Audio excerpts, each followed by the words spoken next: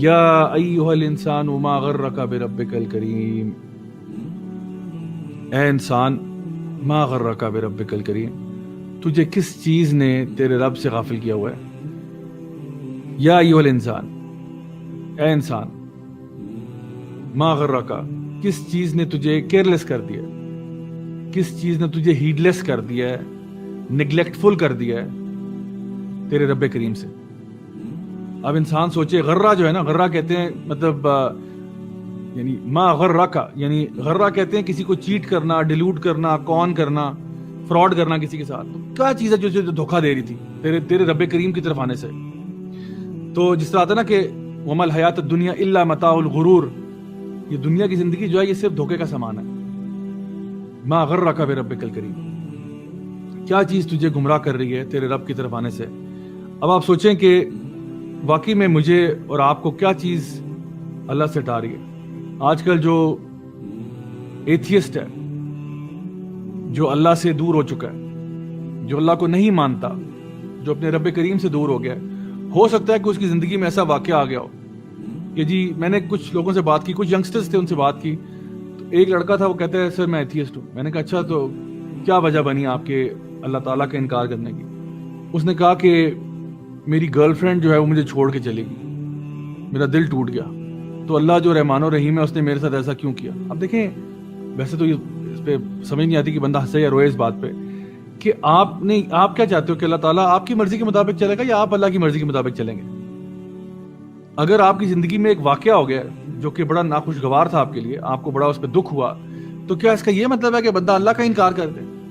اللہ نے آپ کو ہزاروں نعمتیں دی ہوئی ہیں، ہزاروں چیزیں دی ہوئی ہیں، ایک اللہ آپ سے لے لیتا ہے تو آپ کو اتنی ٹینشن ہوگی کہ آپ نے اللہ کا انکار کر دیا. تو یہ اصل میں کبھی کبھار نا اتنی سی بات ہوتی ہے. اور میں نے بڑے بڑے ایتھیسٹ پروفیسر بھی دیکھے ہیں جن کی وجہ ایتھیسٹ ہونے کی ایسا ہی کوئی واقعہ تھا جو ان کی زندگی میں پیش آیا کہ جی میرے ساتھ ایسا آخر کیوں ہوا. تو اس کا مطلب ہے کہ یہ مسئلہ نہیں ہے کہ آپ اللہ کو مانتے نہیں ہیں، مسئلہ یہ ہے کہ آپ کو یہ نہیں پتا کہ آخر اللہ نے ایسا کیوں کیا، آپ کو اس کیوں کا جواب نہیں ملا، اس لیے آپ جو ہے نا وہ اللہ کی انکاری ہو گئے. جو کہ بڑا illogical سی بات لگتی ہے کہ انسان جو ہے اس لیے اللہ سے پیچھے ہٹا ہے کیونکہ اس کی زندگی میں کوئی اپس اینڈ ڈاؤن ایسے آئے تھے جن کو وہ ریشنلی سمجھ نہیں پایا، تو اس نے یعنی اللہ کا انکار کر دیا.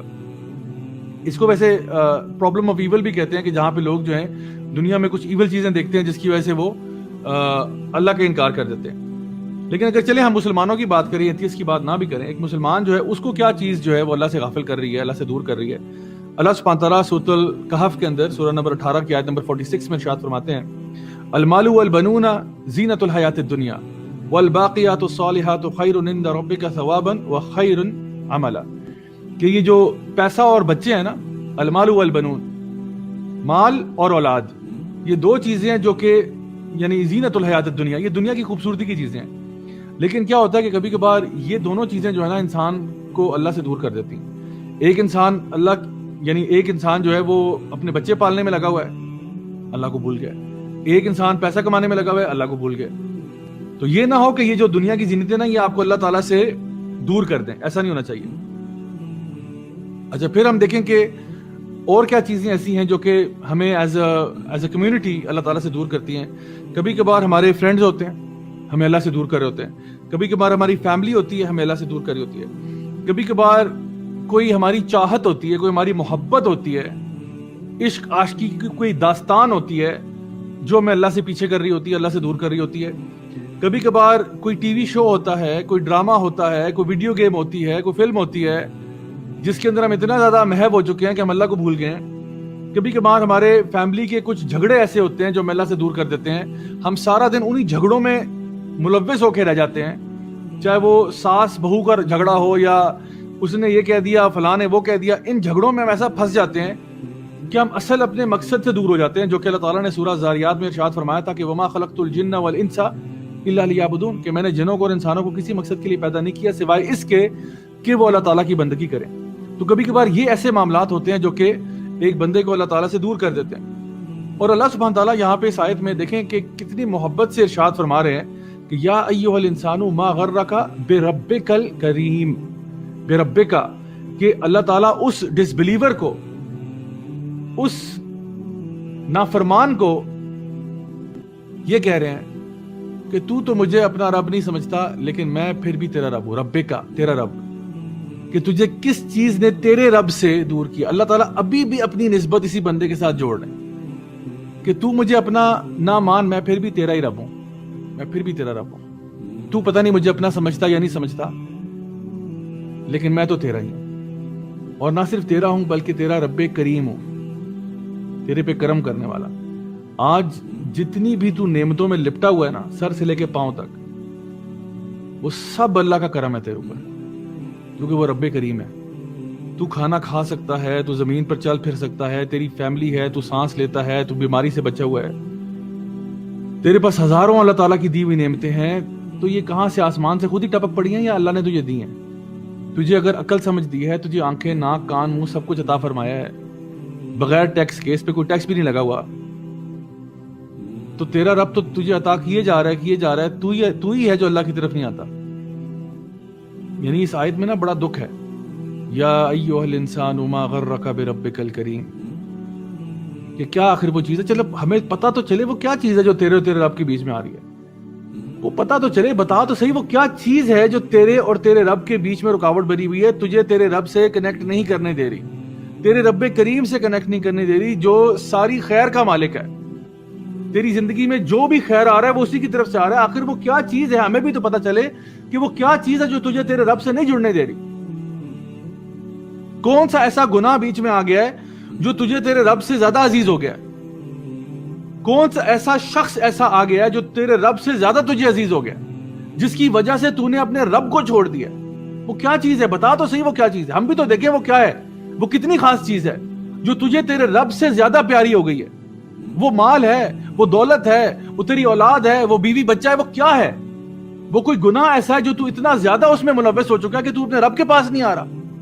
یا ایھا الانسان ما غرک بربک الکریم، بتا تو صحیح۔ اللہ تعالیٰ التجا کر رہے ہیں، پوچھ رہے ہیں انسان سے کہ بتا وہ کیا ہے۔ اور میں آپ کو بتاؤں، قرآن مجید میں ایسے سوال آتے ہیں، یہ ریٹوریکل کوسچنز ہوتے ہیں جو انسان کو نا یہاں پہ رک جانا چاہیے اور سوچنا چاہیے۔